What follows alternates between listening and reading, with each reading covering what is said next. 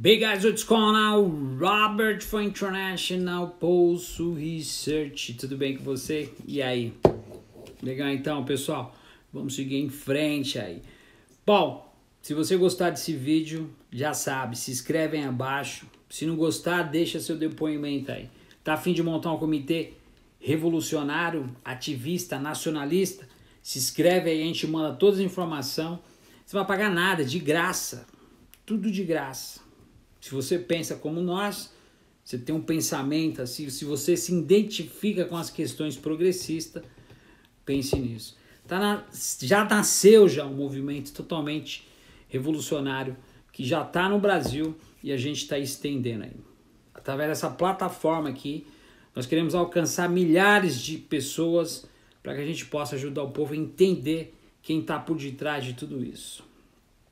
Legal, então? Então, a partir de agora, a gente começa os vídeos falando sobre a Revolução Brasileira. Como será que vai acontecer? Só para você entender uma coisa, protesto é uma coisa, manifestação é outra. E revolução não é sinônimo de violência. É óbvio que a nossa vai ser uma revolução pacífica, mas muitas das vezes a gente, para tirar a burguesia do poder e emanar, transferir o poder para os punhos populares, para o proletariado, para a classe trabalhadora, nós vamos ter que colocar a mão na massa. Então isso é importante. Agora você tem que quebrar essa dicotomia que está aqui no seu paradigma para que você possa entender que mesmo que tiver uma guerra no Brasil civil, o povo terá que lutar. Muitos vão cavar o buraco e vão se enterrar vivo. Porque quem ama a pátria tem que lutar pela pátria. Somente isso vai ajudar o Brasil a sair adiante. Não é frente partidária, não é presidencialismo de colisão, não é conciliação de classes que vai fazer essas benesses entrar no âmago de cada brasileiro, de cada cidadão, para que a gente possa caminharmos juntos, ajudarmos outras pessoas, ajudarem outras pessoas a caminharem com suas próprias pernas. Vamos lá então? Bom, pessoal, nós vivemos um estado extremista, totalmente extremo. Nós vivemos o lawfare. O Brasil é um laboratório do protofascismo. Do Brasil está saindo para outros estados. Vocês estão vendo o que está acontecendo com o Peru, com o Equador. Vocês estão vendo o que está acontecendo na Nicarágua, no México, em Cuba, na Venezuela, vocês estão vendo. E principalmente em Honduras. Essa semana a Suprema Corte colocou abaixo aí o presidente de Honduras, dizendo que ele recebeu propina, caixa 1, caixa 2, caixa 3, dos narcotraficantes, do narcotráfico, literalmente. Então é assim que eles atuam. Então o Brasil é um laboratório do protofascismo e do fascismo. O Brasil é um laboratório e do Brasil vai sair para outros países, como eu gosto de frisar. Porque o Brasil está sendo instituído lawfare, como nós falamos para você. O PT caiu não foi por causa dos seus planos de governo, ou principalmente por causa da sua conjuntura governamental.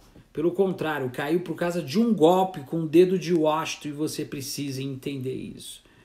A economia mundial ela funciona dessa forma. A gente sabe que nós tivemos uma crise bancária, não financeira, em 2008. Agora essa crise está voltando com força total. Você tem que estar preparado. Então a gente sabe que toda vez que o Federal Reserve sobe as taxas ou baixa as taxas, isso influi os países submergentes, principalmente o Brasil que tem economia indexada. Eu canso de falar isso para vocês. E o mais importante, é que você realmente possa entender que toda vez que tem essas manifestações, ou seja, essas quebras de paradigmas do Fed, do Federal Reserve, existe uma implicação no mercado. Ou seja, toda vez que tem reajuste na economia mundial, no capitalismo financeiro mundial, o Brasil é afetado e ele precisa também fazer a sua reforma para que ele possa manter o rentismo, é o que nós vamos estar explicando para vocês também. Então nós vivemos no Brasil o protofascismo e o fascismo que foi intitulado no país através do lawfare. a gente sabe muito bem que o governo está tirando todos os direitos. Então, para o Brasil fazer o reajuste dele, o que acontece? Ele tem que fazer as reformas. É uma mentira. É um déficit fabricado como foi da Previdência. Então, toda vez que o Brasil passa por esses ajustes, quem sofre é o proletariado, a classe trabalhadora. Por quê? Existe a supressão da exploração de obra dos cidadãos como um todo, se corta as leis trabalhistas, todos os direitos adquiridos, eles mexem na CLT como foi feito nos governos de Michel Temer, PEC da morte, congelamento dos gastos por 20 anos, infraestrutura, educação, saúde, não há investimento, ciência e tecnologia, ataca a educação, os artistas, enfim. Tudo isso, os movimentos quilombola, as instituições, esvaziamento da democracia, eles têm que fazer isso para poder arrochar o máximo possível para dar continuidade ao leite das crianças. Tudo pode faltar, mesmo menos o dinheiro das 15 mil famílias que estão nadando no rentismo, e você precisa entender isso. Então, o período de perdas dos direitos que foram adquiridos pelo Brasil, eles sempre são conquistados mediante as crises. Então, o Brasil sempre teve uma economia totalmente independente da norte-americana. E toda vez que isso acontece, é por causa das conciliações de classe. O que significa isso?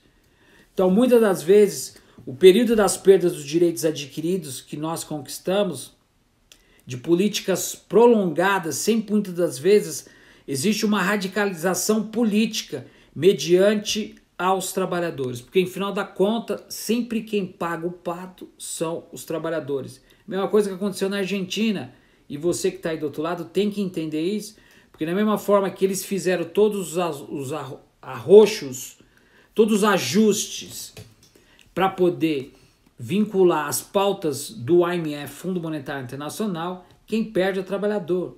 Porque o FMI empresta o dinheiro e mediante esse empréstimo, quem dá as cartas é o FMI. O FMI chega e fala, ó, você vai ter que fazer isso, isso, isso, isso. Por causa da supressão do próprio sistema que precisa ser arrostado. O capitalismo global está sendo desfacelado. Mesma coisa como o Jair Bolsonaro no Brasil. O Jair Bolsonaro está perdendo a força, está desintegrando literalmente, mas as reformas elas continuam dia após dia. A gente vê Congresso voltando na calada da meia-noite, nos feriados, tudo para aprovar as pautas que são contra os trabalhadores, a classe trabalhadora que passa por essa supressão. Então, essa transição é uma característica de longo prazo que a gente tem que entender. O Brasil não tem uma formação nacionalista muitas das vezes. E o Brasil nunca conseguiu uma independência dessa economia mundial. Tá dando para entender onde eu quero chegar? Então, muitas das vezes, essa dependência do capital global, ela tem que ser inserida mediante alguns paradigmas que são adotados no país. Então, toda vez que exige uma crise, ou toda vez que é projetada uma crise, a gente sabe que a gente passa por ajustes e quem perde é a classe trabalhadora, em todos os aspectos. Então, é com isso que está acontecendo com esse governo de Jair Bolsonaro. O entreguismo dos setores estratégicos, inventando cláusulas através do lawfare, a prisão de líderes políticos, somente os líderes de governo progressista, tudo isso se criou uma situação mediante aquilo que nós não conseguimos entender até hoje, de tudo que tivemos de melhores momentos, foram através de conciliação de classe, ou seja, esse é um momento passageiro onde a sociedade começa a respirar, tem um respaldo aleatório e começa a participar na economia local da sociedade, mas isso é por um período temporário. E depois, quando a gente vê esses ajustes literalmente entrando em círculo de novo, vem o arroxo contra o proletariado. Então, muitas das vezes a gente não consegue entender porque esse desdobramento que é feito sempre cai em cima das questões populares, porque nós somos países totalmente dependentes, países periféricos e não desenvolvidos como um todo. Então tudo isso acontece em situações de crises traumáticas para que a gente possa ser desvinculado daquilo. Muitas das vezes a gente não consegue entender. Puxa vida, o governo prometeu isso e aquilo, e muitas das vezes a gente sempre está vendo um aumento de tudo.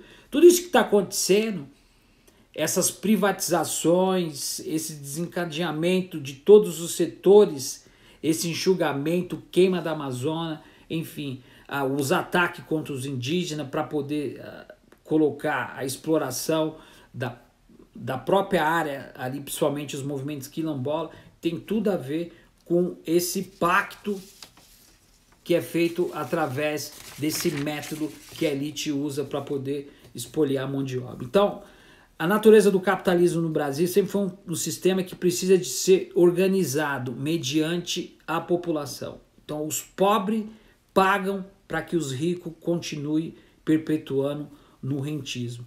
Então, só para a gente ter um prefácio para que você possa entrar, eu vou colocar aqui como é que funciona literalmente o rentismo no Brasil para a gente finalizar. E no próximo vídeo eu vou dar as transformações das pautas de como nós podemos fazer esse período de transição. Então, a gente sabe muito bem que o rentismo ele tem duas partes fundamentais, o rentismo funcional e o rentismo infuncional. Então, para que haja o mantimento desses privilégios, só para você ter uma ideia, você sabe que o cupom ele compõe e constitui a taxa Selic no Brasil. A gente sabe que se reúne um grupo de pessoas e toda vez, só para você ter uma ideia, já fizemos um research, uma pesquisa, que quando o governo tira 2% da taxa, um exemplo, estava 14 até uns tempo atrás, vamos supor que ele baixe para 12%. Toda essa parafernália, esse arroxo, cai nas costas do proletariado. Por quê? É uma cortina de fumaça que o governo faz em contrapartida, por causa quem paga esse endividamento da crise, muitas das vezes a gente não consegue entender, porque vou dar um exemplo bem prático. As taxas de juros emitidas de capitalização, ou seja, do capital mundial, ela é atrelada à taxa do mercado. Então, toda vez que o Fed abaixa a taxa ou aumenta a taxa, o Brasil fica na expectativa e esperando. Você pode ver que a bolsa cai, o dólar sobe, porque tem economia indexada. É um país atrelado junto à economia keynesianista. É um país que paga a conta dos norte-americanos. Deu para entender? Paga o déficit norte-americano. Então, todas as taxas de juros emitidas do capitalismo global, atrelado à taxa de mercado do capitalismo, muitas das vezes é insuficiente. Então, essas taxas elas são atreladas via de endividamento por custo financeiro. Então, o que acontece?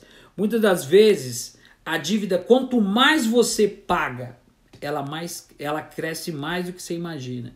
E todas as vezes que os juros são pagos através de amortizações, ou seja, você paga a dívida, ela cresce. Aí você tem que pagar os juros e a amortização da dívida. E o custo do refinanciamento da mesma dinâmica. O que acontece? Ela cresce, é que nem um câncer. O câncer ele se alimenta do açúcar. E é uma célula que está sempre em mutação. Igualzinho o sistema financeiro brasileiro, que é copiado do norte-americano. Só que aqui nós não temos uma política monetária. A balança comercial é diferente. Os Estados Unidos, ou seja, o Fed, Federal Reserve, detentor da moeda money supply. Então eles controlam. Porque só para você ter uma ideia, a própria dívida norte-americana, que é a maior do mundo, já ultrapassou o PIB. O PIB está aqui, já ultrapassou mais de 100%. A do Japão, mais de 240%. Só que eles usam o superávit primário dele. Não estou falando que a dívida, muitas das vezes, é tão ruim. Mas ela trava o Brasil, porque o Brasil ele tira do pobre para manter o rentismo. O rentismo manda para 15 mil famílias que não produzem absolutamente nada. Eles pegam dinheiro e jogam em cima desses próprios investimentos. Então é aquilo que eu estou explicando para vocês. Toda vez que a dívida ela é paga, ela aumenta. Sem contar os juros e amortização. Porque o custo do refinanciamento dessa dinâmica é pior ainda. Então a gente tem que entender que toda vez que tem uma crise, mesmo que a taxa Selic abaixe, os juros dos setores sociais são os que são mais prejudicados, literalmente. Nós estamos vivendo essa situação que eu acabei de explicar para vocês. Nós temos essas presidencialismo de colisão, políticas compensatórias, assistencialistas. Tudo isso é vinculado a essa conciliação de classe. Para a gente conseguir a nossa própria dependência junto ao capital, independência fora do capital global, para podermos ser inseridos no capitalismo global, nós temos que fazer a nossa própria revolução. Espero que eu tenha te ajudado um pouco a entender sobre o porquê nós precisamos dessa revolução. Porque eu não vi ninguém ainda, gente, bater de frente contra o sistema financeiro e calotear a dívida ou fazer uma auditoria da dívida. Quando nós atacarmos o sistema financeiro através de emancipação popular, de pautas de transformação, de frente com o sistema financeiro, principalmente com a dívida, 70% do governo cai. Só para vocês terem uma ideia. A própria Rede Globo está sendo mantida hoje pelo rentismo. Se você corta esse embate, você quebra a fundação, ela quebra. Aí onde ela tem que ser estatizada, que eu não vi governo nenhum fazer em contrapartida a isso. Isso é fundamental para a gente entender. Se a gente for fazer frente partidária, ficar na esperança de conseguir a maioria no Congresso, para quê? Para fazer políticas de conciliação novamente? Isso não funciona, gente. Essas frentes partidárias para poder tentar transformar algo que não está acontecendo, isso não vai dar certo. A esquerda precisa se organizar. A esquerda precisa quebrar o discurso de ruptura. A esquerda precisa quebrar essa empatia do governo. E somente através da revolução popular que nós iremos conseguir fazer essas coisas acontecerem. Somente com punho popular. Porque a democracia ela vem de baixo para cima. O povo está embaixo. O povo com poder vai ter um governo popular, literalmente, para poder fazer a mediação estritamente acima do sistema financeiro que draga 85% de toda a transação financeira do povo. Você sabe muito bem que 6 brasileiros têm a riqueza da metade do país, de mais de 200 milhões de brasileiros, ou seja, 100 mil. 6 brasileiros têm a riqueza de mais de 100 milhões de brasileiros. E somente a revolução. No próximo vídeo eu vou estar explicando o porquê dessas conciliações de classe e o que nós devemos fazer. Quais são as transformações de curto e médio prazo para que a gente possa, através das nossas pautas revolucionárias, atingir nosso propósito. A nossa revolução não é pacífica. A revolução não é sinônimo de violência.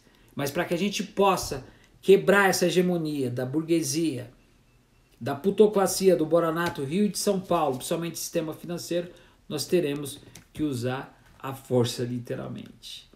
Lembre-se, a resposta está única e exclusivamente em nossas mãos. Nós não precisamos de representatividade, nós não precisamos de instituições, nós não precisamos de sindicato. Vocês estão vendo o que está acontecendo, a gente não vê manifestação absolutamente nenhuma.